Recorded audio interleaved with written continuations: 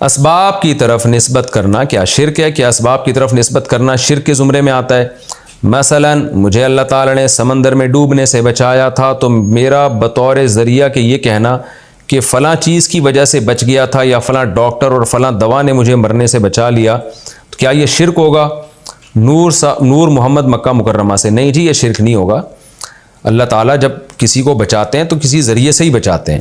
آپ یوں کہیں کہ فلاں چیز نے مجھے بچا لیا ہے لیکن اللہ کا فضل ہوا تھا، تو بعض دفعہ ڈاکٹر ہوتے ہیں، دوائیں بھی ہوتی ہیں، بندہ نہیں بچتا، تو وہ نسبت مجازن کی جاتی ہے، حقیقی نسبت تو اللہ ہی کی طرف ہوتی ہے۔ تو بعض لوگ بڑے وہمی ہو جاتے ہیں توحید کے معاملے میں۔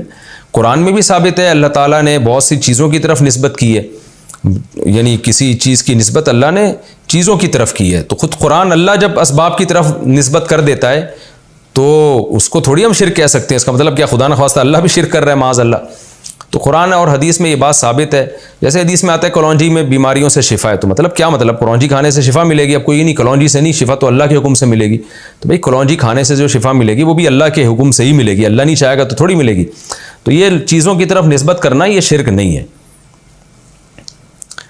کیا آنکھ پھڑ پھڑانا بری علامت ہے؟ اگر کسی کی ایک آنکھ بار بار پھڑ پھڑائے تو کہتے ہیں کہ یہ کسی بری چیز کے آنے کی علامت ہوتی ہے، کیا یہ بات درست ہے؟ ہدایت اللہ صاحب کشمیر سے، نہیں بھائی آنکھ پھڑ پھڑاتی ہے وہ گیس ویس جو ہے نا، پراٹھے آج کل لوگ میرا بیان سن کے بہت کھانے لگے ہیں، تو پیٹ میں جب گیس ہوتی ہے وہ تو ادھر ادھر پھدکتی ہے، وہ جہاں اس کو جگہ ملتی ہے وہاں جاتی ہے، تو وہ آنکھ میں بھی کبھی چلی جاتی ہے تو وہ پھدکنا شروع ہو جاتی ہے، جہاں تک میری معلومات ہیں، باقی ڈاکٹر ہی بتائیں گے کہ یہ صحیح ہے کہ نہیں ہے۔